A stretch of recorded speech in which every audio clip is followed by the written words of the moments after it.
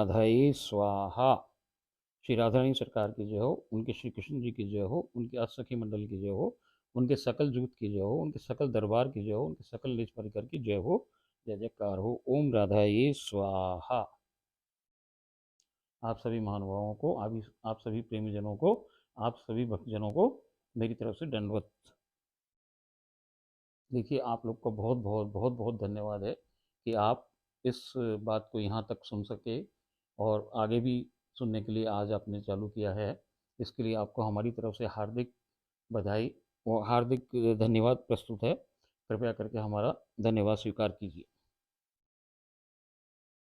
देखो भाई, राधा रानी की अहेतुक कृपा से, वो तो कृपामयी है भाई, सब पे कृपा बरसाती है वो करुणामयी है, दयामयी है।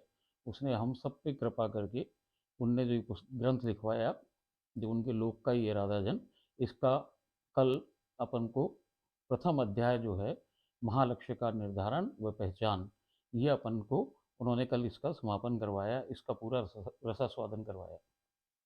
देखो भाई, ये उन्हीं की कृपा है कि जो हम ये पूरा अध्याय कर सके।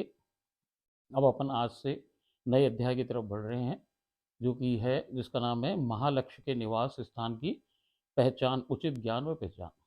देखो, जहाँ ये रहे हैं जोड़ा, अनुपम जोड़ा, अद्वितीय जोड़ा, अद्वितीय युगल जो ये रहे, उस जगह को गोलोक कहें, तो आज हमको महालक्ष्य के निवास स्थान, नित्य निवास जो उनका है, नित्य वृंदावन, नित्य गोलोक कहें जिसे, उसकी आज हम उसका उचित ज्ञान प्राप्त करने की राधा रानी सरकार से दरखास्त करेंगे, और वो हमें इसका रसास्वादन कराएंगी, हमें इसका ज्ञान में वृद्धि कराएंगी। वो हमें बताएंगी कि कहाँ रहें, कैसे रहे, और कौन सी वो जगह है। देखिए, ये जो अपन ने अध्याय प्रथम पूरा किया, अपन कौन होते करने वाले, वही पूरा कराए, सब साफ पूरा हो, उसने पूरा करवाया कृपा करके हम पे। तो हम जो कुछ भी ये जान पाए, ये बड़ा गूढ़ रस रहस्य है। ये बहुत ज़्यादा गाढ़ा रस है। इसको पीना, फिर इसको पचाना बड़ा मुश्किल काम था। तो उन्हीं की मेहरबानी से ये पचे सो पचे, उन्हीं की मेहरबानी से टिके सो टिके। नहीं तो भैया, इसको निकलते एक ही मिनट लगे, ये सारा बह जाए। तो वो जो कैसे भी इसको रोकने का पात्र जो उनने बनाया है, इस रस को पकड़ सकने का जो हमको ताकत दी है, वो उन्हीं की मेहरबानी भाई, हमारी कुछ ना। जैसे शेरनी हो ना, शेरनी, उसका दूध जो है वो सोने के पात्र में ही रखा जा सके भाई। यदि आपको उसको किसी और पात्र में रखो तो वो छेद कर दे, चांदी के बर्तन में भी वो छेद कर दे। वो केवल टिके किसमें भैया? वो टिके सोने के बर्तन में। तो जो ये तो शेरनी तो हमारे यहाँ की जंगल की रानी है, ये तो भाई 3 लोक 14 भुवन और अखिल ब्रह्मांड की महारानी ठकरानी पर निकला हुआ रस है भाई। उसका ज्ञान है, तो वो कैसे टिके? वो कोई सोने चांदी के बर्तनों से थोड़ी टिके भाई। वो तो जो कृष्ण पीट पीट के तपा तपा के जो बर्तन बनाए भैया, उस बर्तन में वो ठहर सके। और फिर जो वो सखियां हैं, वो सखियां उसके ऊपर कोई ऐसो पदार्थ लगा दे भैया कि वो रस उसमें बनू रहे, नहीं तो बिगड़ते देर ना लगे। देखो भाई, जो रस कृष्ण तक का है, वो कृष्ण तक का रस क्या है कि भाई, आत्मा रूपी दूध हमें मिला। जैसे हमने सुन चुके पहले कि भाई, दूध आया आत्मा शुद्ध, उसको हमने गुरु का मंत्र लगा करके और उसका जामन बनाया, दही बना, वो दही हमारा अंतर्मन है। और जो दही बना तो उसको फिर हमने गुरु के मंत्र से भाई बिलोया, बिलो तो ये छाछ को दूर फेंक दिया भाई, फिर माखन आ गया। अब ये माखन तक की जितनी चीज़ें भैया, ये सारी चीज़ें तो क्या है कि ये फ्रिज में ना रखो तो बिगड़ जाए, तो ये बिगड़ सकती हैं। मगर जब वो कृष्ण जो उसको तपाए ना अपनी आग में, मक्खन को, तो भैया वो जब घी बन जाए, तो घी को चाहे आप कैसे बरसों बरसों बाहर रखो, खराब ना हो। तो इसी प्रकार कृष्ण ने ऐसा पात्र बनाता है कि ये रस टिक पाए। पचा सको आप, पचाना बड़ा बड़ा बड़ा जबर काम है साहब, ऐसे ना फंसी। तो इसको रोक के रखना, तिजोरी में संभालना, दिल में रखना, अपने संभाल के सजो के रखना बड़ा मुश्किल काम, तो भाई उसी की मेहरबानी है। अब देखो साहब, ये इतना गाढ़ा रस है, तो हो सकता है आपके मस्तिष्क में, आपके दिमाग में पचासों क्वेश्चन उठे हों। तो वो क्वेश्चन यदि आपके पास कोई है, तो हमारे पास, आप हमारा ईमेल एड्रेस हम आपको दे रहे हैं, इस पे आप हमको मेल करिए। मेल करेंगे भैया, वो क्वेश्चन हम राधा राधा रानी के चरणों में भेज देंगे, और राधा रानी जो उसका उत्तर बताए सो हम आपको बता दें। तो इसलिए कोई भी निश्चित रहिए, आपको जो भी समझ में ना आ रहा हो इसमें से, जो कुछ भी आपकी क्वेरी हो, जो कुछ भी आपको पूछना हो, वो आप मेरे ईमेल पे डालो, तो हम उसका जवाब राधा रानी से दिलवाने की कोशिश करेंगे। देखिए, जब हमने ये सारा पहला चैप्टर पढ़ा, तो एक जगह गलती से मैं आपको एक उदाहरण दे रहा था, वो उदाहरण पूरा समझा नहीं पाया, या आपको उस समय जल्दीबाजी में पूरा नहीं बताया। भाई ये जो लक्ष्य मिलता है, इसकी पहचान का मैंने आपको उदाहरण बताया था। जैसे ये कृष्ण भगवान का जो मामला है कि भाई वो तब से घी बनाए माखन से, ऐसे ही जो वो हिमालय पर्वत है उसके ऊपर ग्लेशियर हैं। वो जो ग्लेशियर हैं वो जब पिघले ना, जो पिघल के नदी बने, नदी बन के धारा बने नदी की, और वो बहते बहते बहते समुद्र में आ जाए। तो ये क्या है, ये जो धारा बन के आई, एक तो समुद्र, हम कहें कि भाई राधा रानी प्रेम का समुद्र, वो तो कहाँ है कि वो ग्लेशियर जो जमा है, वो वाला लोक है। कौन सा लोक है भाई? वो नित्य वैकुंठ और नित्य वृंदावन, समझो आप उसको एक बार। वहां से हम धारा के संग बहते बहते कहाँ आ गए? इस भव सागर में आ गए। ये जो समुद्र है, यहाँ जो संसार में नदियां मिले, जिसमें जाके भैया ये भव सागर, माया से, माया के समुद्र में आके पड़ गए हम। अब क्या करें? कृष्ण यहाँ में मिल जाए अवतारी, वो गर्मी से तपाए उसको पानी को। अब वो जो रस, वो तपे ना, तो तपे तो वो भाप बन जाए, भाप बन के बादल बने भैया, और बादल बन के वो फिर जाके हिमालय पे टकराए, और टकरा के फिर वो बर्फ बन के, बरसात से बर्फ बने, और बर्फ बन के जम जाए भैया, बरसों बरसों वहाँ रहे, और फिर ऐसे निकलता रहे।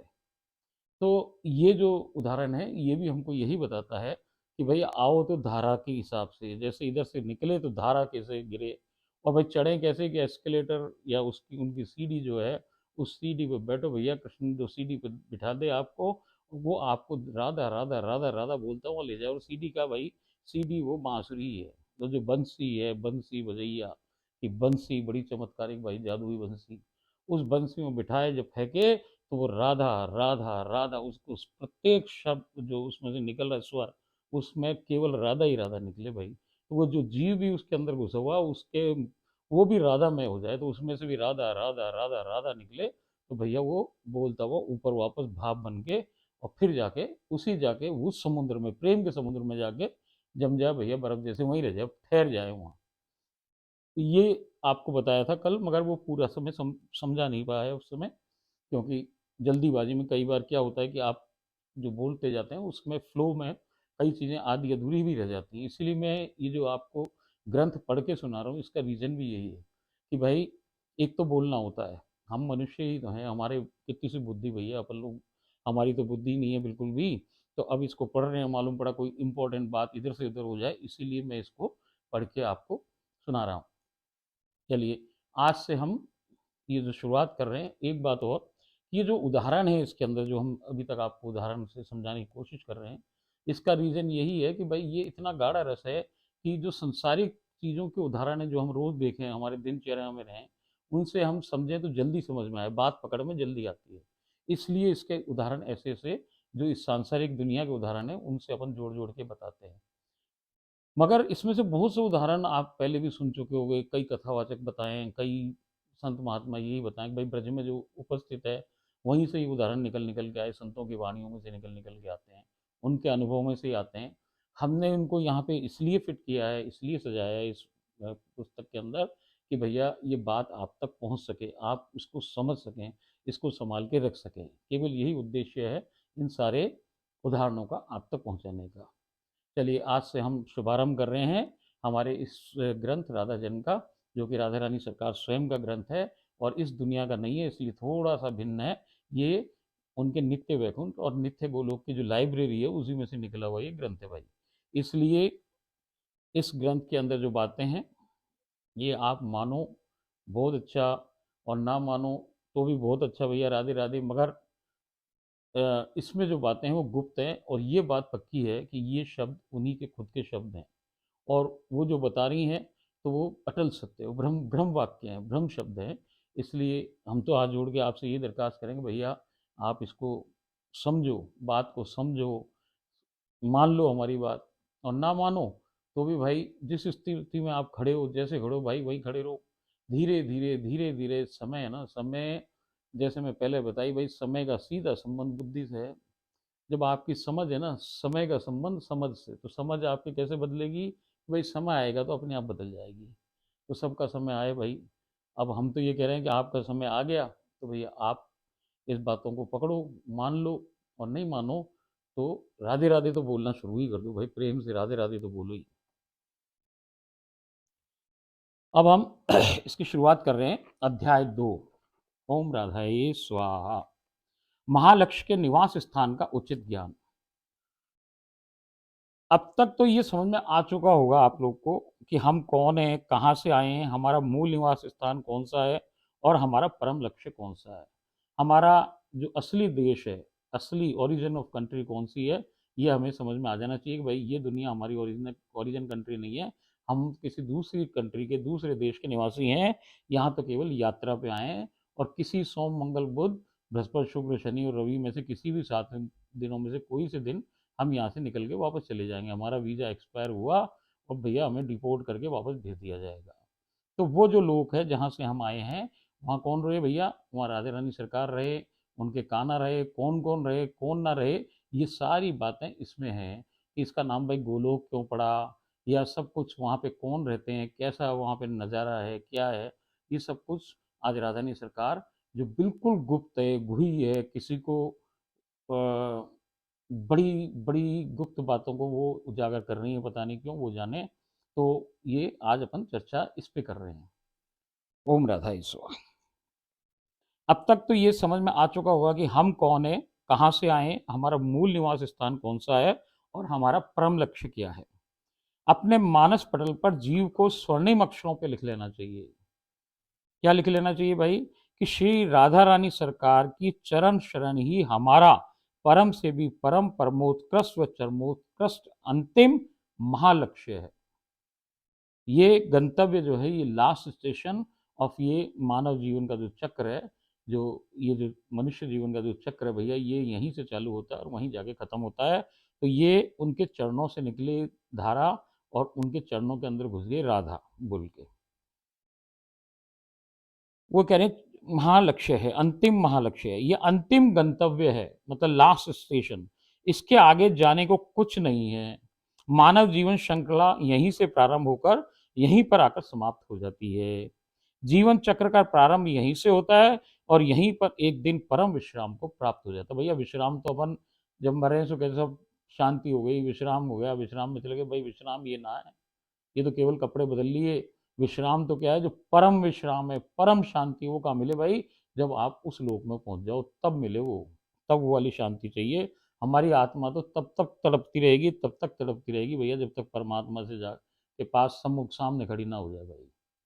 ये ऐसे न मानने वाली, ये जो हमारी आत्मा है ना, ये ऐसे न मानने वाली भैया, पीछा ना छोड़े आपको, वहां पकड़ के लेके ही जाएगी एक दिन। और जब वहां ले जाएगी तभी इसको तसल्ली आएगी, तभी इसको चैन आएगा, तभी इसको विश्राम मिलेगा।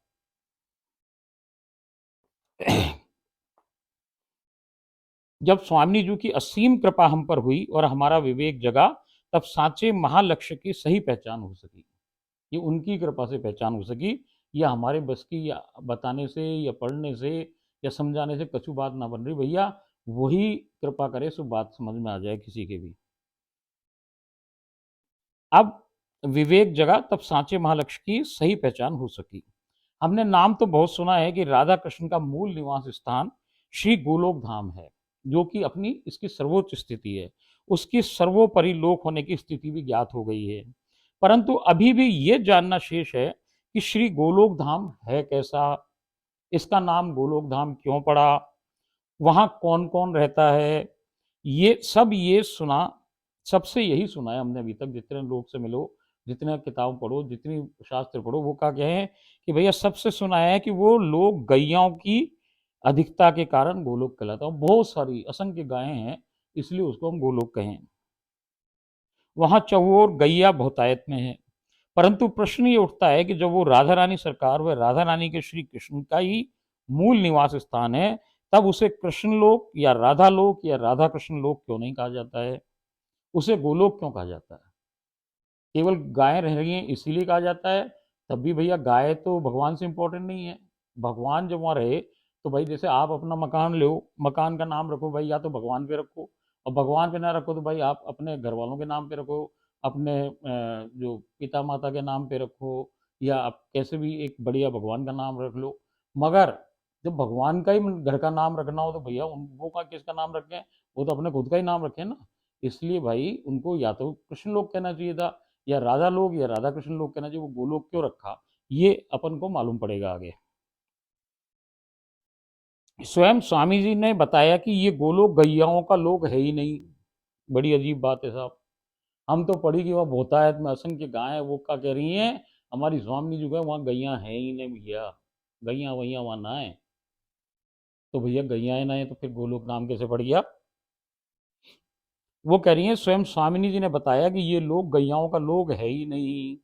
अवतार लीला में मेरे ही आदेशानुसार मेरी सत्यता यानी राधा तत्व को परम गुप्त रखना था। अब उनको क्या रखना था, राधा तत्व को गुप्त रखना था अवतार लीला के समय। तो गोलोक के परम ऐश्वर्य को छुपाना था, जो वहाँ का ऐश्वर्य है गोलोक का, वो छुपाना था भाई। गांव वालों का वो वैसे ही रूप में, जैसे जहाँ वो अवतार ले रहे थे उसी रूप में रहना चाहते थे। यदि वो ऐश्वर्य से बताते तो मामला गड़बड़ा जाता, कोई उनको भगवान मानता तो बात गड़बड़ हो जाती सारी, तो फिर वो लीला ही नहीं हो पाती। तो गोलोक के परम ऐश्वर्य को छुपाना था, जिससे हर कोई मेरे तक पहुंचने का प्रयत्न नहीं कर सके। अतः मैं केवल श्री कृष्ण की मात्र सहचरी के रूप में अवतरित हुई। जो वहां राधा आई नीचे आराधित आराधिका के रूप में, राधिका के रूप में, वो क्या बन के आई, सहचरी रूप में बन के आई है वहां अवतार लीला के अंदर। ये बात स्वयं राधा रानी सरकार कह रही है, जिसमें हर कोई मेरे तक पहुंचने का प्रयत्न नहीं कर सके। अतः मैं केवल श्री कृष्ण की मात्र सहचरी के रूप में ही अवतरित हुई। अतः सांकेतिक गुप्त बात समझाने हेतु संसार में उपलब्ध मेरे सूक्ष्म प्रतिरूप गाय के महत्व को सर्वोपरि करने हेतु ही जानबूझकर अवतारी कृष्ण ने सब कुलों में से छांटकर ग्वाल बन गैया पर निर्भर व गो सेवा में समर्पित यादव कुल में जन्म लिया। अब बड़ी इंपॉर्टेंट बात है साहब, संसार में राधा रानी तो है नहीं पूरी, यहाँ अवतारी राधा रानी। तो यहाँ अवतारी राधा रानी है, तो अवतारी राधा रानी किस रूप में है, सहचरी के रूप में है। जो सहचरी के रूप में है तो मतलब फुल राधा रानी तो वहाँ ऊपर नित्य किशोरी तो वहाँ बैठी हुई हैं। अब यहाँ पे क्या चीज़ है जिसको हम राधा कह सकें, तो गाय के बारे में कल हमको बताया था कि भाई जो गाय है इसमें सभी देवी देवता हैं, और ये सूक्ष्म प्रतिरूप किसका है, राधा का है। क्योंकि राधा जी के अंदर नित्य राधा का जो विग्रह है उसी के अंदर सब कुछ है, उसमें सब देवी देवता, सब 3 लोक 14 भुवन और ये सारे ब्रह्मांड, अखिल ब्रह्मांड वही है, तो उसके अंदर है। तो भैया इसका मतलब ये गाय प्रतिरूप हो गया। तो गाय का प्रतिरूप होने के कारण कन्हैया जी ने क्या किया कि भाई अब वहां जाके सेवा किसकी करेंगे अपन, ये तो सहचरी रूप में है, तो ये तो मेरी पूजा करेंगी वहां। उल्टी कहानी चलेगी भाई, ये राधा जी कृष्ण की पूजा करेंगी। अब कृष्ण भगवान राधा की सेवा कैसे करें। तो उनके लिए राधा रानी ने कहा कि भाई खुद ने ही कृष्ण भगवान ने डिसाइड किया कि मैं ऐसे कुल में जन्म लूं, क्योंकि तुम्हारा वहां पे प्रतिरूप राधा जी का, श्री राधा रानी सरकार का जो प्रतिरूप है वो गाय है, गाय माता है। तो भाई ऐसे कुल में मैं जन्म लूं अवतार में कि जिसके अंदर गौ की सेवा की जाती हो, गौ का पालन होता हो। तो वो कौन सा उस समय उपलब्ध कौन सा ऐसा समाज था, वो था यादव कुल। तो इन्होंने यादव कुल में जन्म ले लिया। कारण कारण कारण केवल और एक ही कारण है, वो ये कि भैया उन्हें राधा की सेवा करनी है हमेशा। अब यहाँ जो सबके सामने राधा की सेवा कर सके नहीं, क्योंकि वो तो सहचरी रूप में है, और वो तो भैया उनकी वो बनी हुई है आराधिका। तो भैया फिर यहाँ तो राधा रानी की सेवा डायरेक्टली तो कर ना सकें, तो फिर किसकी करो, रोज डायरेक्टली सुबह से उठकर रात तक गायों की सेवा करो भाई, गाय ही राधा है वहाँ तो यही बात वो हमसे बता रही हैं कि यादव कुल में उन्होंने क्यों जन्म लिया। तो सब कुलों में से छांटकर ग्वाल बन गैया पर निर्भर व गौ सेवा में समर्पित यादव कुल में जन्म लिया। अवतार लीला में गैयाओं की कृष्ण के जीवन में महत्वपूर्ण भूमिका रही है। हर जगह गैया गैया गैया रही है ना। परंतु उनका राम अवतार तो क्षत्रिय कुल में हुआ था। अब आप दूसरी तरफ देखो तो विष्णु भगवान के राम अवतार तो कौन से कुल में हुए, क्षत्रिय हुए। वहां तो गायें थी ही नहीं भैया, उसमें गैयाओं की भूमिका नगण्य थी। वामन व परशुराम जो ब्राह्मण कुल में जन्मे, अतः यहाँ भी गैयाओं का विशेष महत्व नहीं रहा। अवतार लीला करने हेतु हम मानव को समझाने हेतु मानव रूप धारण करके ही प्रकट रहते हैं। परंतु वास्तव में गोलोक धाम में हम किसी वर्ण, जाति या धर्म से संबंधित नहीं है। वहाँ होता ही नहीं भाई, वहाँ तो जीव है, मतलब नौकरानी है सारी, या फिर महारानी है। ये फफूंद तो हमारे इधर की है कि भाई ये जात, ये पात, ये धर्म, ये वो, ये सारी समस्या तो यहाँ है। उनके लिए तो सब जीव हैं। तो वो यही बात हमको समझा रहे हैं कि वो क्या कह रहे हैं कि हम मानव को समझाने हेतु मानव रूप धारण करके ही प्रकट रहते हैं। जैसा यहाँ का वातावरण है, जो यहाँ का इन्वायरमेंट है, वैसे के वैसे ही वो बन के रहते हैं। परंतु वास्तव में गोलोक धाम में हम किसी वर्ण, जाति या धर्म से संबंधित नहीं है। ये सब संसार के नियम हैं, ये इस संसार के नियम है, वहाँ का नहीं है भैया। हमारे लिए, हमारे में से रचित सभी जीव हमारे परम प्रिय बिल्कुल समान हैं। उनके लिए तो सब जीव हैं और जीव सब बराबर हैं और सब उनको प्रिय हैं, सारे प्रिय हैं उनको तो भगवान को। हम परम स्वतंत्र हैं। हमारा शरीर व रंग रूप जग जाहिर नहीं है ही नहीं। वो किस रूप के हैं, किस रंग के हैं, कैसे बने हुए हैं, क्या शरीर है, ये जग को पता ही नहीं है। हम परम स्वतंत्र हैं, हमारा शरीर व रूप रंग जग जाहिर है ही नहीं। ऐसे ही हमारे धाम की जानकारी केवल हमारे छांटे हुए कृपा पात्र प्रेमी जो इस जीवन में हमारे धाम के दर्शन श्री लीलाओं में पाते हैं, उसी से जान पाते हैं भैया। और तो कोई जाने की किसी वहाँ है ना, और मरे बाद जाओ तो भैया कोई बताने वाला भी नहीं कि क्या हुआ वहाँ। तो वो क्या कह रहे हैं कि कुछ लोग वो छांटते हैं जिनको वो जिंदा जी लीलाओं में प्रवेश दिला के, रूप दिखा के अपने वहां ले जाते हैं। कैसे ले जाएं, जो अपन ने पहले चर्चा करी कि भैया अंतश्चिंतित देह से जाए आदमी। ये शरीर तो यहाँ छाया जैसे पड़ा रहे भाई, और वो जो अंदर की बॉडी है वो उनके पास सेवा में लगी रहे। अब एक आदमी के दो शरीर हो जाएं यहाँ, जो राधा के रसिक है, प्रेमी हैं, और उनकी सखी सहचरियाँ हैं, किंकरियाँ हैं, मंजरियाँ, वो क्या भाई, वो यदि जिंदा है, उनका अभी 5 भौतिक शरीर यही है, तो वो तो छाया है, केवल प्रतिबिंब है, और वो डोलता फिरे संसार में। बाकी जो उनका असली अंतश्चिंतित देह है और अंतर्मन है, वो कहाँ है, वो भैया गोलोक गया। वो उनकी सेवा में रत रहे 24 घंटे। तो यही बात वो हमको बता रही हैं कि हमारा शरीर व रंग रूप जाहिर, जग जाहिर है ही नहीं। ऐसे ही हमारे धाम की जानकारी केवल हमारे छांटे हुए चुनिंदा लोगों को कह रही है, वो जो वो छांटे, चयनित जीव को, छांटे हुए कृपा पात्र प्रेमी जो इस जीवन में हमारे धाम के दर्शन श्री लीलाओं में पाते हैं, उसी से जान पाते हैं। वो भी जितना, जैसा व जब हम दिखाना चाहें। भैया पूरे तो कोई जान ही नहीं सके, वो तो रस का समुंदर है, प्रेम का समुंदर है। कौन भैया किसकी ताकत की पूरा जान जाए उधर, कौन राधा कौन कृष्ण, कृष्ण ही राधा ना जान पा रहे, राधा ही कृष्ण ना जान पा रहे, भैया किस जीव की बस की बात। तो वो क्या कह रहे हैं कि जिसको हम जितना और जैसा दिखाना चाहें वही दिखाएं भैया। तो वो कहती हैं उसी से जान पाते हैं लीलाओं से, वो भी जितना जैसा व जब हम दिखाना चाहें। इस कारण इस श्लोक का नाम गोलोक पड़ा। क्यों पड़ा भाई, क्योंकि वहां पे जो गैयाओं के निवास के कारण नहीं है, ये मुझ गोलोक की महारानी का प्रेम देश है। मेरे श्री कृष्ण भी मेरे में से ही प्रकट, मैं प्रकट करती हूँ। अतः इस कारण इसे कृष्ण लोक भी नहीं कह सकते। क्या कह रही हैं वो कि भाई जीव हमारे परम प्रिय बिल्कुल समान है, हम परम स्वतंत्र हैं, हमारा शरीर रंग रूप जाहिर ही नहीं है। ऐसे ही हमारे धाम की जानकारी केवल हमारे छाटे हुए कृपा पात्र प्रेमी को मिलती है, जो इसी जीवन में हमारे धाम के दर्शन श्री लीलाओं में पाते हैं, उसी से जान पाते हैं, और वो भी जितना जैसा हम दिखाना चाहें। इस कारण इस श्लोक का नाम गोलोक गैयाओं के निवास के कारण नहीं है। क्यों, क्योंकि यहाँ कौन रहे भैया, यहाँ पे तो राधा और कृष्ण रहे, यहाँ पे तो गैया रहे ना। गैया तो जमीन पे है, इस संसार में है, संसार में गैया रहे, वहाँ गैया नहीं रहे। अब वो गैया प्रतिरूप, अब क्यों गैया नाम रख रही है वो ये बताएंगी कृष्ण। अब वो कह रही है कि ये गोलोक की महारानी का प्रेम देश है। यहाँ की ठकुरानी कौन है भैया, ठकुरानी का नाम है यहाँ पे श्री राधा रानी सरकार। और कृष्ण कौन है, यहाँ पे कृष्ण है आराधिता के रूप में है, तो कृष्ण उनके, कृष्ण की गुरु राधा रानी होगी। कृष्ण किसको भजे भाई, राधा को भजे। तो कृष्ण के नाम ना हो सके लोक, या तो हो राधा के नाम, कृष्ण लोक नहीं कहला सकता। ये यही बात वो हमको बता रही हैं कि ये मुझ गोलोक की महारानी का प्रेम देश है। मेरे श्री कृष्ण भी मेरे में से ही प्रकट होते हैं, मैं ही प्रकट करती हूँ, अतः इस कारण इसे कृष्ण लोक भी नहीं कहा जा सकता। ये स्थित्र प्रधान देश है। यहाँ पे जो सरकार चले ना भैया, वो हुकूमत चले किसकी, ठकरानी साहब की, महारानी साहब की। तो यहाँ पे जो केवल एक जो महारानी सरकार है वही है, पुरुष तो वही समझ लो आप, बाकी तो सारे के सारे स्त्री वेश में रहे। ये पूरा देश ही स्त्रियों का है, यहाँ पे कोई आदमी नाम की चीज ना है। यहाँ केवल स्त्रियों का राज चले, स्त्रियां ही हैं सब, वहाँ जितने रहे वो सभी सखी सहचरी और सब वही रहे भैया, वहाँ पुरुष नाम से कोई ना रह पाए।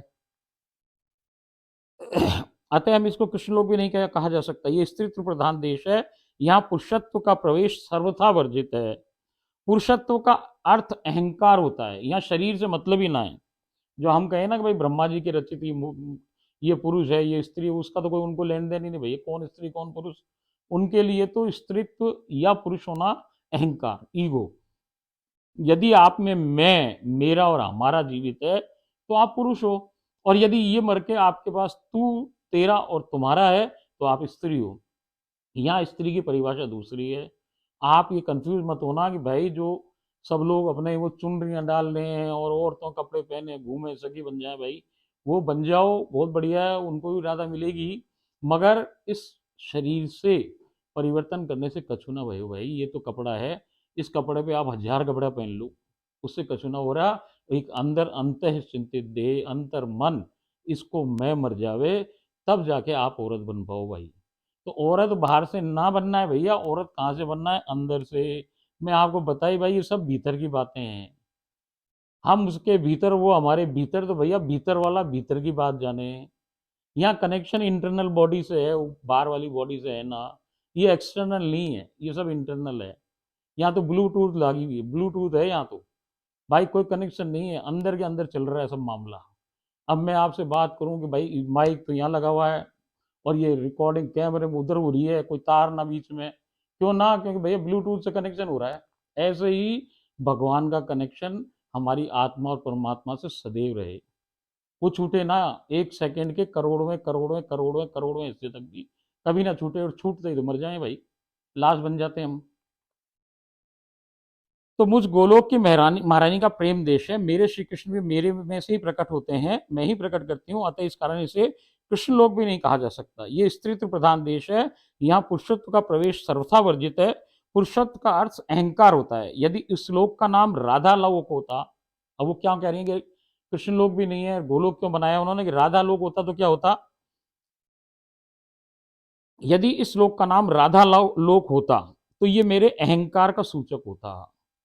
किसका अहंकार हो जाता, राधा जी का। वो कहती है ओ ये मेरा देश, तो वो भी नहीं कहे भैया मेरा देश, वो अपने प्रतिरूप का नाम रख दिया उन्होंने, इसलिए गोलोक धाम नाम हो गया। तो सुनो साहब, यदि इस लोक का नाम राधा लोक होता तो मेरे अहंकार का सूचक होता, अतः इस लोक का नाम राधा लोक भी उपयुक्त नहीं था। इसलिए एक अन्य नाम गोलोक मैंने ही रखा है। गैया ही इकलौता प्राणी संसार में उपलब्ध है जिसे ब्रह्मा ने नहीं बनाया, वो स्वयं मेरे हृदय से ही मेरे द्वारा ही रचित है। संसार में गैया मेरा ही सूक्ष्म प्रतिरूप है। जो गुण गैया में है, वो कह रही हैं कि जो जो गुण उस समय मेरे हृदय में से ही द्वारा रचित है। संसार में गैया मेरा ही सूक्ष्म प्रतिरूप है। जो जो गुण गैया में है वास्तव में वो मेरे ही गुण हैं। गैया में जिस देश की महारानी अर्थात मुझ राधा रानी की गुण विद्वान है, उसका नाम गोलोक है। जो प्रतिरूप राधा के नाम का हमारी दुनिया में मौजूद है, इस संसार में मौजूद है, उसके जितने भी गुण हैं वो सारे राधा जी से लिए हुए गुण हैं, इसलिए इसका नाम उन्होंने गोलोक धाम रख दिया। अब वो कह रही हैं कि मैं असंख्य गुणों की खान हूं, परंतु मेरे सूक्ष्म प्रतिरूप गैया में मेरे हजारों गुण विद्वान हैं। इसी कारण मेरे नित्य निवास स्थान को गोलोक धाम कहा जाए भाई। इसीलिए इसको कृष्ण लोक नहीं कहते, क्योंकि भाई ये लोक तो रानी का है, और रानी ने अपना नाम क्यों ना रखा भैया, क्योंकि वो अहंकार का सूचक हो जाता। तो उन्होंने अपने प्रतिरूप का नाम गैया, क्योंकि गैया के सारे गुण, बहुत सारे के सारे गुण राधा रानी से लिए हुए हैं, तो वो राधा रानी के गुण होने के कारण इन्होंने इस धाम का नाम ही गोलोक कर दिया। अब श्री राधा रानी सरकार ने हमें समझाया। अब वो कह रही हैं कि भाई गाय में क्या क्या गुण हो सकते हैं जो राधा जी के समान है। ऐसे तो हजारों गुण हैं, मगर कुछ गुणों के बारे में उन्होंने यहाँ पे हमसे चर्चा करी, सो हमने इसमें लिख डाली। जो याद रही सो लिख दी भैया, जो और बहुत सारे गुण हैं अब वो हम ना लिख पाए तो भाई हमें क्षमा करना।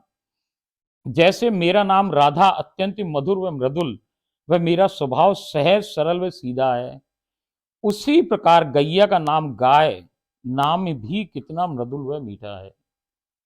वो क्या कह रही हैं कि जैसे मेरा नाम राधा, राधा बोलते ही एक आनंद की स्फूर्ति हुई माइंड अंदर से, तो वो जो स्फूर्ति होती है ना, ऐसे गैया, गैया बोलते ही आदमी को बड़ी शांति मिले भाई। तो वो कह रही हैं कि मेरा नाम राधा अत्यंत मधुर व मृदुल है, वह मेरा स्वभाव सहज सरल व सीधा है, उसी प्रकार गैया या गाय का नाम भी कितना मृदुल या मीठा है, जिसके उच्चारण मात्र से ही सीधेपन का गुण विचार में आ जाता है।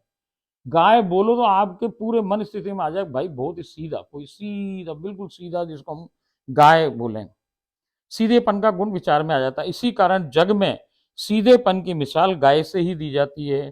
किसी सीधे स्वभाव व सरल हृदय व्यक्ति को यही कहकर कहा जाता है कि अमुक व्यक्ति तो गाय है। क्यों? क्योंकि गाय सहज है, सीधी है, बिल्कुल बेचारी सिंपल है, मृदुल नाम है उसका, मधुर है, स्वभाव बिल्कुल सहज है, सरल है। तो भैया इसलिए हम कहें कि अमुक व्यक्ति तो गाय है, क्योंकि गाय में मेरे ही गुण समाहित हैं। अब वो बताना चालू कर रही हैं, संपूर्ण पृथ्वी पर गाय ही एकमात्र प्राणी है जो कि मेरे स्वयं के हृदय से प्रकट होता है, अन्य सभी ब्रह्मा की सृष्टि से जनित हैं। इसी कारण गैया मेरे लिए अत्यंत प्रिय व महत्वपूर्ण है, अतः मेरी उपमा देते हुए श्रेष्ठतम नाम मुझे गोलोक ही भाया। वो रीजन बता रही है कि भाई गोलोक नाम क्यों रख दिया है। अब वो कह रही है जीव को मैं मेरे नाम को उल्टा करने पर प्राप्त धारा के साथ एक दिन संसार में छोड़ देती हूँ। क्या कह रही है वो कि जीव को मैं नाम, मेरे नाम को उल्टा करने पर प्राप्त धारा, राधा का उल्टा क्या हो धारा, तो वो उलट दें, उलट दें तो क्या कहें भाई कि राधा से उल्टा हो गया धारा, तो वो धारा के संग एक दिन संसार में छोड़ देती हूँ। फिर जब वो मेरा सीधा नाम जपता है, क्योंकि संसार उल्टा है ना, यहाँ सब चीज ही उल्टी हो जाए भाई, ये तो दर्पण है उल्टा है, वहां वो बैठे हैं दाएं हाथ पे, यहाँ आ जाए तो बाएं हाथ पे बैठ जाए भाई, वहां वो बॉस है, यहाँ पे आके वो भाई वो बन जाए राधिका राधिता, वो सेवा करें भाई कृष्ण की। तो यहाँ उल्टी गंगा बह रही थी तो भाई उल्टा ही यहाँ पे नाम लिया, यहाँ कोई आए तो उल्टा ही हो गया है भाई। तो राधा का नाम भी क्या हुआ, उलट करके इधर धारा में आ गए। अब धारा के बाद हम वापस कैसे पहुंचे भाई, राधा राधा राधा बोल के वापस जाएंगे। तो यही बात वो बता रही है कि धारा के साथ एक दिन संसार में छोड़ देती हूँ, फिर जब वो मेरा सीधा नाम जपता है राधा राधा, तो मैं पुनः उसे एक दिवस राधा नाम की सीढ़ी बनाकर अपने पास बुला लेती हूँ। इसी प्रकार जैसे गाय मेरे ही सूक्ष्म प्रतिरूप से मैं संसार में अवतरित होती है, और यदि गाय नाम को उल्टा करें तो ये क्या बनेगा, यज्ञ, यानी यज्ञ शब्द प्राप्त, यज्ञ शब्द प्राप्त होता है। यज्ञ अर्थात मुझे पाने का साधन, जो कि कलयुग में मात्र मेरा नाम राधा ही है। ये भाई यज्ञ कब था, जब सतयुग था तब तो यज्ञ था, और अब ये कलयुग आ गया तो यहाँ पे मेरा नाम राधा ही यज्ञ है। तो ये क्या हुआ कि गाय का नाम उलटने से भी ये क्या साधन हो गया, राधा तक पहुंचने का साधन हो गया। तो वो क्या कहना चाह रही हैं अपन से कि गाय को पलटो तो यज्ञ, और यज्ञ का अर्थ हो गया यज्ञ, और यज्ञ का मतलब हुआ राधा तक पहुंचने का रास्ता, और कलयुग का यज्ञ क्या हुआ, कलयुग का यज्ञ हुआ नाम जप संकीर्तन राधा राधा। अतः कलयुग में जीव मेरे संसार में मेरा नाम राधा राधा बोलकर पुनः मुझ तक पहुंच जाता है। मेरे वे गाय के नाम की यही समानता है। ये भाई ना सुनी, मैंने तो पहले ना सुनी, या सुन इनने बताई तभी सुनी, आपने सुनी हो तो पता ना। जैसे 3 लोक 14 भुवन व अखिल ब्रह्मांड मुझ में ही समाहित हैं, इसी कारण मेरे सूक्ष्म प्रतिरूप गाय के देह में भी ब्रह्मा द्वारा रचित सृष्टि के सभी देवी देवता समाहित रहते हैं। ये मेरे गुण के कारण ही संभव हुआ है। मैं संसार को गाय के माध्यम से सूचित करना चाहती हूँ। वो क्या कह रही है, गाय मैंने भेजी इसलिए भैया कि देख लो, गाय मेरा ही नाम है, मेरे तक पहुंचना मेरा ही रूप है, ये इसके अंदर ही सब समाहित है सारे देवी देवता, ऐसे ही मुझ में ही सब समाहित है। ये समझाने के लिए उन्होंने अपने हृदय से गाय को पृथ्वी पर भेजा। जैसे 3 लोक 14 भुवन में अखिल ब्रह्मांड मुझ में ही समाहित हैं, इसी कारण मेरी सूक्ष्म प्रतिरूपा सांसारिक गाय के देह में भी ब्रह्मा द्वारा रचित सृष्टि के सभी देवी देवता समाहित रहते हैं। ये मेरे गुण के कारण ही संभव हुआ है। मैं संसार को गाय के माध्यम से सूचित करना चाहती हूँ कि जैसे गाय में सभी देवी देवताओं का वास है, वैसे ही 3 लोक 14 भुवनों व अखिल ब्रह्मांड की मुझसे ही उत्पत्ति हुई है और सब कुछ मेरे अंदर ही समाहित है, मुझसे बाहर कुछ भी नहीं है। अब वो और बताती हैं आगे, जैसे मेरे श्री कृष्ण गोलोक में प्रतिक्षण मेरे को ही प्रसन्न करने व मेरी सेवा में ही व्यस्त रहते हैं, उनका ध्यान सदा सदैव मुझ में ही लगा रहता है। कृष्ण भगवान का वहां और कोई काम ना भैया, उनका काम यह कि केवल राधा रानी कैसे राजी रहे, राधा रानी को राजी करना ही उनका काम। उनको अपनी प्रसन्नता कछू ना चाहिए भैया, खेल भी हो रहा है तो वो हार रहे हैं, क्यों हार रहे हैं कि राधा जी प्रसन्न हो जाए जीत के। वो जो कुछ भी करे ना सो राधा जी के कर रहे हैं। अब वहां वो राधा जी को प्रसन्न करने के लिए ही पूरा उनका सुबह से शाम तक की दिनचर्या, और कृष्ण भगवान का कोई कछु काम ना भैया, राधा को ही प्रसन्न करना काम केवल। तो वो यही बात बता रही है हमको कि जैसे मेरे श्री कृष्ण गोलोक में प्रति क्षण मेरे को ही प्रसन्न करने में मेरी सेवा में ही व्यस्त रहते हैं, उनका ध्यान सदा सदैव मुझ में ही लगा रहता है, उसी प्रकार ग्वालों का संपूर्ण ध्यान अपनी गैया पर ही रहता है। वह प्रति क्षण गाय की सेवा ही उनका उद्देश्य बना रहता है। ये समानता हो गई किसमें, ग्वालों में और गाय में, ऐसे ही राधा में और कृष्ण में। तो इसीलिए कृष्ण भगवान ने ये यदुकुल के अंदर जन्म लिया भैया, ग्वाले बन के पैदा हुए। उसी प्रकार ग्वालों को संपूर्ण ध्यान अपनी गैया पर ही रहता है, वह प्रतिक्षण गाय की सेवा ही उनका उद्देश्य रहता है। क्योंकि संसार में गाय ही मेरा प्रतिरूप होने के कारण मेरे श्री कृष्ण ने त्रेता युग में ग्वाला बनना ही चुन यादव कुल में अवतार ग्रहण कर निरंतर गैया की सेवा की। यही नहीं, जबकि वो द्वारकाधीश राजा भी बने तब भी मन व वेशभूषा से सदा सदैव ग्वाले के रूप में ही रहे। आगे बता रही है वो, मेरे श्री कृष्ण को भोग पवाने से पूर्व सर्वप्रथम स्वयं मैं भोग सकती हूँ। भैया अपन ये कहे ना कि भोग की थाली लो ठाकुर जी पाओ, ठाकुर जी कभी नहीं पाते। ठाकुर जी को आप भोग रखो भैया, वो ना खाएं, कब तक ना खाएं कि पहले राधा को खिलाएंगे। वो जब राधा उसको झूठा कर ले, राधा अपना अधरामत उसमें लगा दें भैया, तभी कृष्ण भोग पाए, नहीं तो कृष्ण भोग नहीं पाते। ये पक्की बात, यही बात राधा रानी सरकार हमें स्वयं कह रही हैं कि मेरे श्री कृष्ण को भोग पवाने पूर्व सर्वप्रथम स्वयं मैं भोग सकती हूँ, तब भगवान श्री कृष्ण भोग पाते हैं। अर्थात मेरे को भोग पवाए बिना मेरे कृष्ण जो कि स्वयं भगवान है, कभी स्वयं भोग नहीं पाते। यही कारण है कि हिंदू घरों में रसोई में पहली रोटी मेरे सूक्ष्म प्रतिरूप गाय के लिए बनती है और तब भगवान को भोग पवाया जाता है। आप देखो भाई, हिंदुओं में जब पहले पहले भोजन बनाए मैया, तो वो एक रोटी निकाल के बाहर रख दे, ये क्या है भाई कि ये गैया के लिए रोटी है।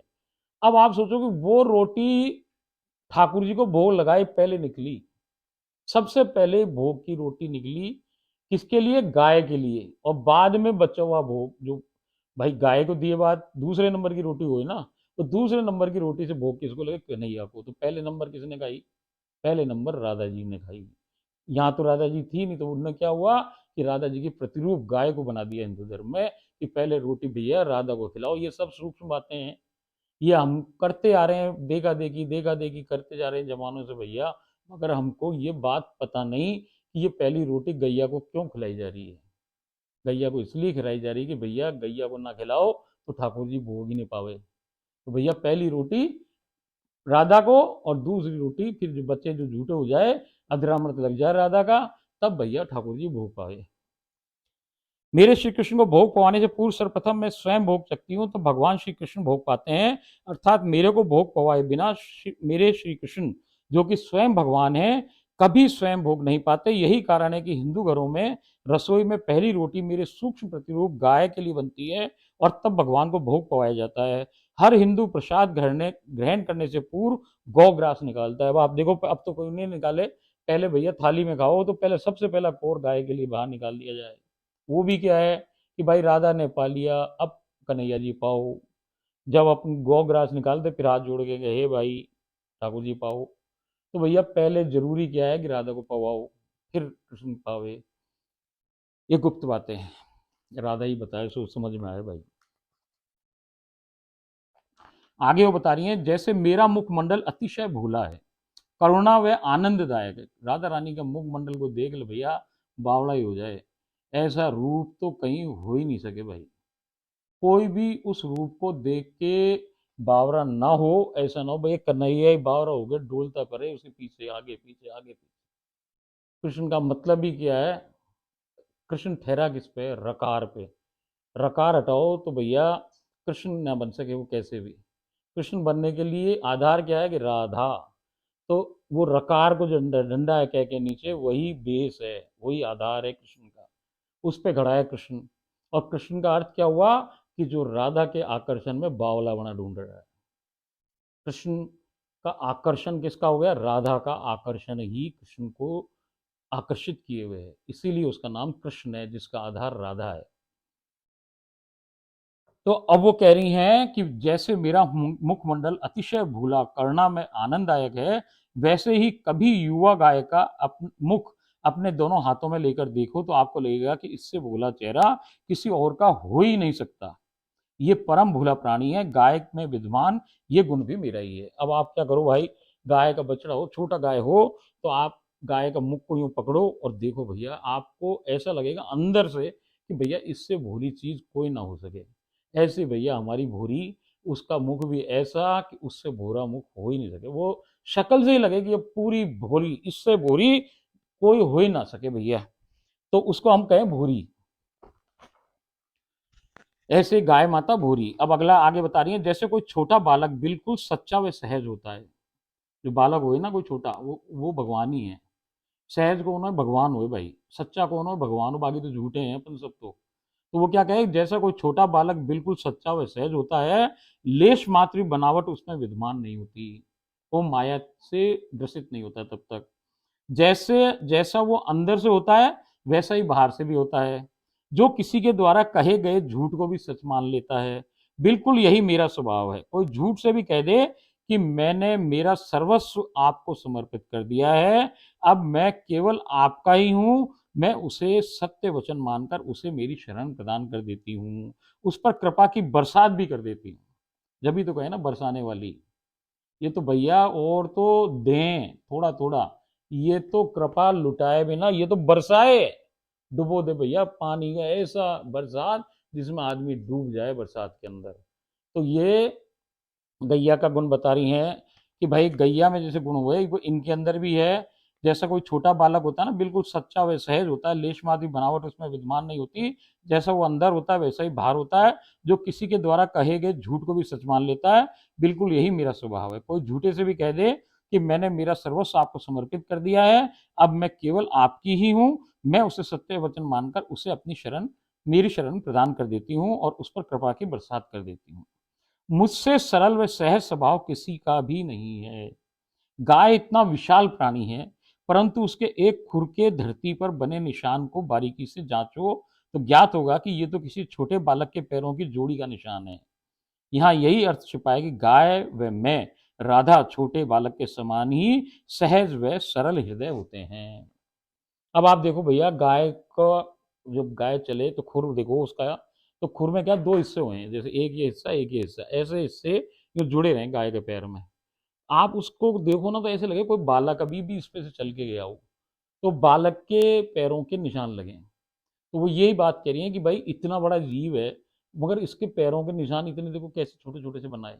क्यों बनाए भाई? वो इसलिए बनाए कि जैसे बालक सहज हो ऐसे ये दोनों, राधा जी तो सहज ही हैं, उनका प्रतिरूप भी ऐसा ही सहज बालक जैसा ही है, जैसा अंदर वैसे जैसा भीतर जैसे बाहर।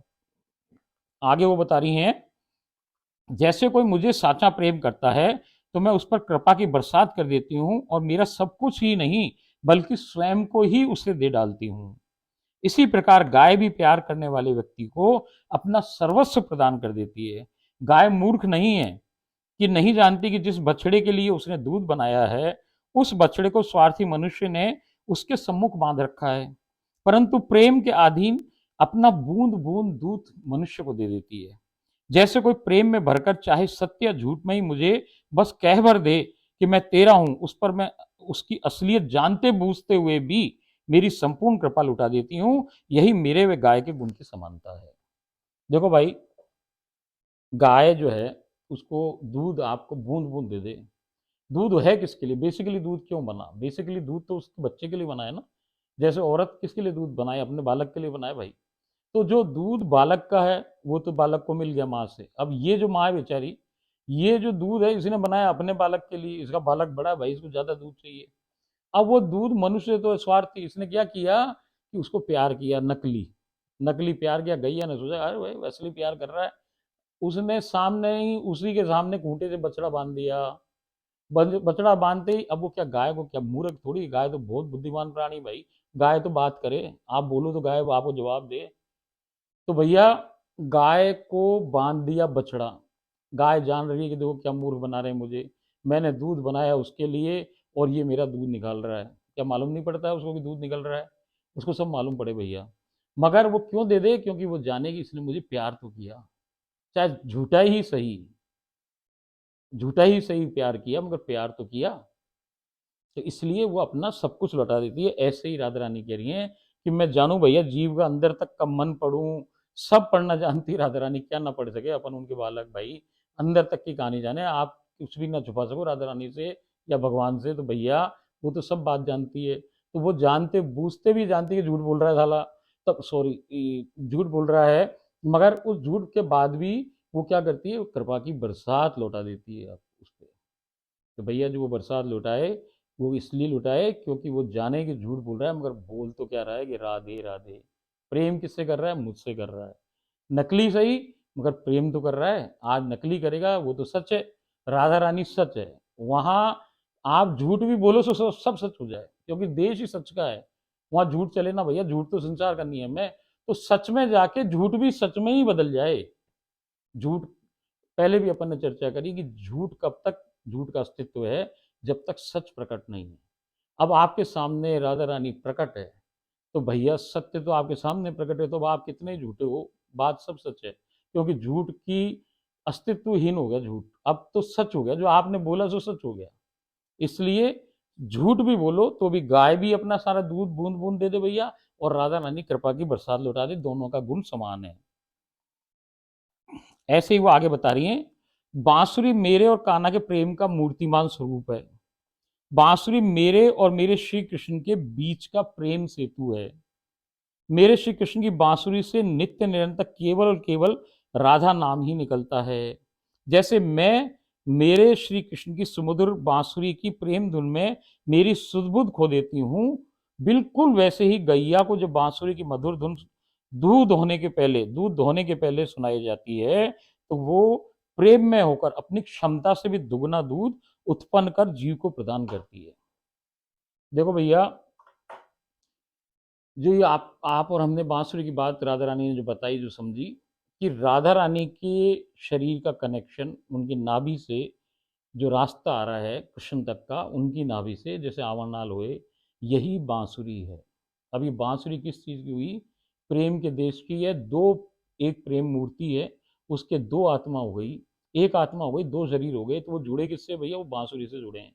इधर से उधर जाने का रास्ता वो केवल बांसुरी है।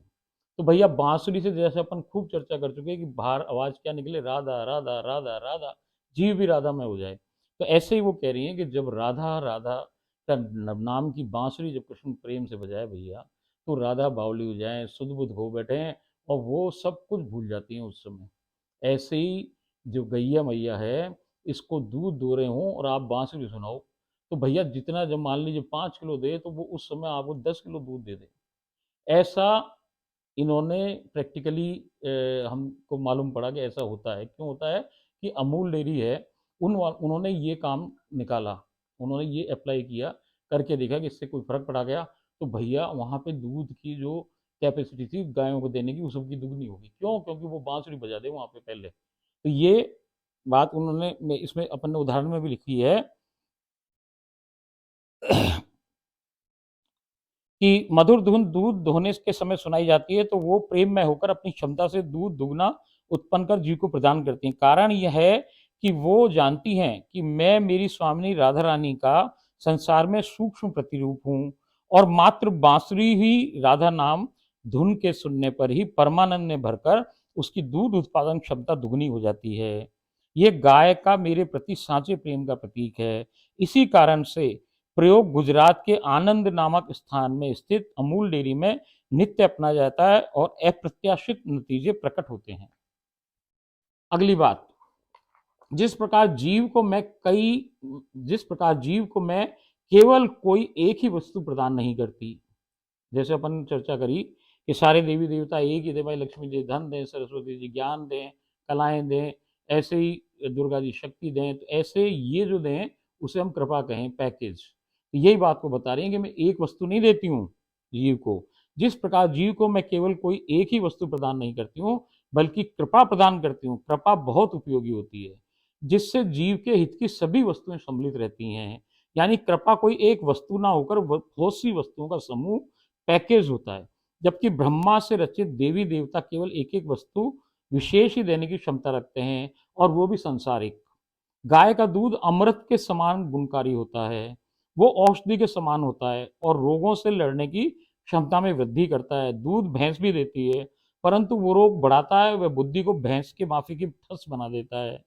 गाय से प्राप्त केवल एक वस्तु दूध ही महत्वपूर्ण नहीं है, अपितु गाय का पंचगव्य दूध, दही, माखन, गौमूत्र व शुद्ध घी का अनेक यज्ञ, हवन, पूजा अर्चना, अभिषेक, चरण प्रक्षालन व आध्यात्मिक अनुष्ठानों में महत्वपूर्ण योगदान रहता है।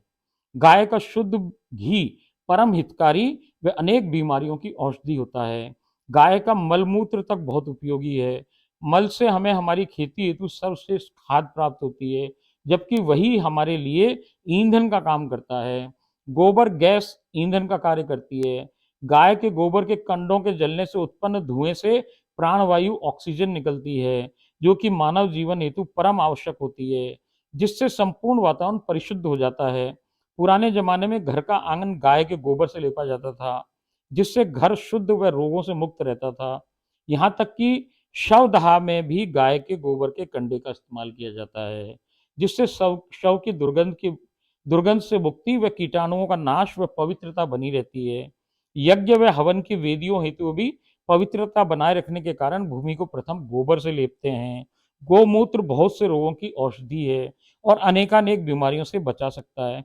यानी गाय भी मानव हित हेतु बहुत उपयोगी वस्तुएं प्रदान करती है, यानी मेरे समान ही पैकेज प्रदान करती हैं। आगे बता रही है, मेरा जहाँ वास होता है, मंदिर, घर या जहाँ मैं उपस्थित रहती हूँ, वो स्थान मेरी वहाँ उपस्थिति मात्र से परम पवित्र व सकारात्मक ऊर्जा से भर जाता है। वो कहती है जहाँ मेरा वास होता है, चाहे वो मंदिर हो, चाहे घर हो, जहाँ मैं उपस्थित रहती हूँ, वो स्थान मेरी उपस्थिति के कारण परम पवित्र व पॉजिटिव एनर्जी से भर जाता है। इसी प्रकार गाय जहाँ रहती है, वो स्थान परम पवित्र हो जाता है और सदा सदैव रहता है। वहाँ की सभी नकारात्मकताएं नष्ट हो, सकारात्मकता उपस्थित हो जाती है। हम दोनों का ये गुण भी समान है। बात समझ में आपके आ गई होगी। आगे कह रही है वो, मेरा स्वभाव परम शांत व शीतल है, मुझे क्रोध लेश मात्र को भी नहीं आता, यानी शून्य है। इसी प्रकार गाय के दोनों सींगों की ओर गौर से देखो तो पाओगे कि यदि इन्हें आपस में मिला दिया जाए तो ये चंद्रमा का आकार ले लेते हैं, जो कि शांति व शीतलता का प्रतीक होता है, जो कि स्वयं मेरे ही गुण है। गाय व मेरा गुण भी समान है। भाई गाय के सींग यूं होते हैं, इसको एक मिला दो तो आगे गोल बन जाए। गोल क्या बन जाए? चंद्रमा बन जाए। चंद्रमा परम शीतल है, शीतलता का प्रतीक चंद्रमा है। तो भाई शीतल कौन है? शीतल राधा रानी सरकार हैं, उनसे शीतल कोई नहीं भैया। तो वो शीतलता का गुण गाय के पास भी है। तो गाय के सींगों को भी चंद्रमा आकृति इसलिए मिली कि भाई ये भी परम शांत जीव है। ये लड़ाई दंगा क्रोध में ना रहे भाई, बहुत ही कम ऐसा हो जो गाय क्रोध में हो। वो भी कलयुग की गाय हो क्रोध में भैया, पहले की गायें कभी क्रोध ना करें। यहाँ तो मानव पे लग गई सारी मोह माया, तो भाई गाय भी थोड़ी बहुत तो परेशान हो ना, तो वो भी कभी कभी क्रोध में आ जाए, वरना कभी गाय क्रोध नहीं करती। मैं अपने शरणागतों को श्रेष्ठतम प्रेम करती हूँ, आगे बता रही हैं वो, और उन्हें अपनी रसमयी कृपा से ना केवल भिगोती हूँ, अपितु अपने कृपा रस सिंधु में डुबोकर सदा सदैव के लिए रसरूप कर देती हूँ।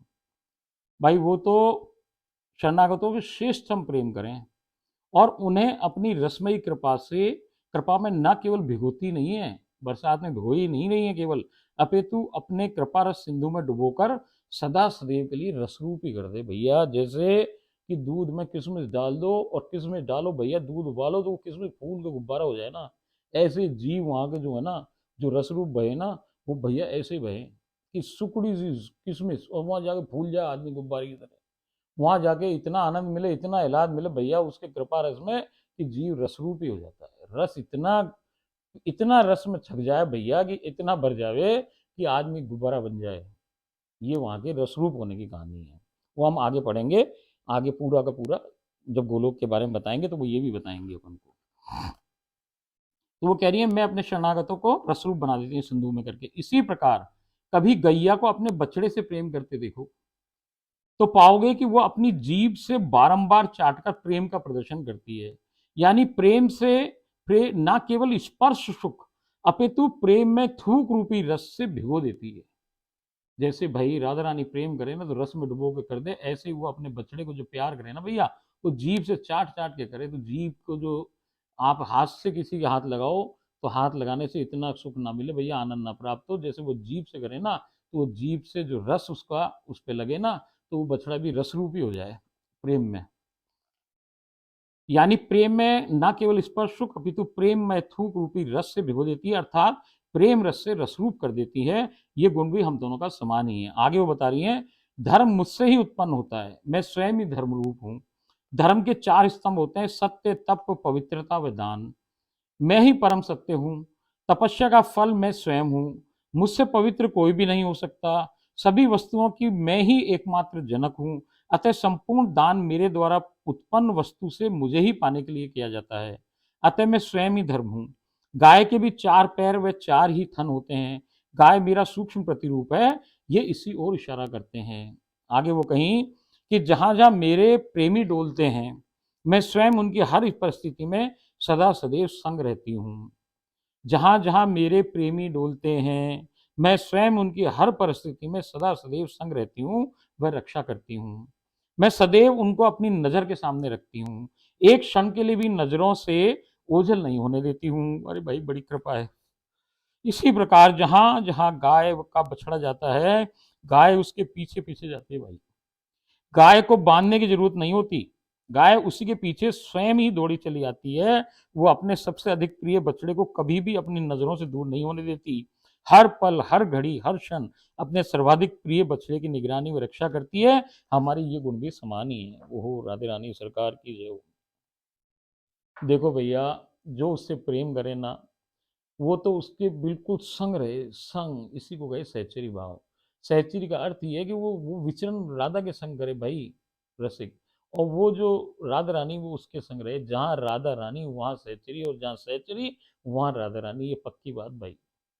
और उसका प्रेम ऐसा ऐसा प्रेम भाई, ऐसे की ऐसी गाय की स्थिति देखो आप। गाय का बछड़े को पकड़ के ले जाओ आप, गाय पीछे पीछे आ जाए, उसको कोई बांधने वाने की जरूरत ना, वो पीछे चले, जहां आप बछड़े ले जाओ भाई वो गाय उसके संग जाए। आप बछड़े के संग ज्यादा गड़बड़ करो, गाय आपको मारने के लिए आ जाए भाई। तो ये गुण भी दोनों का एक ही है।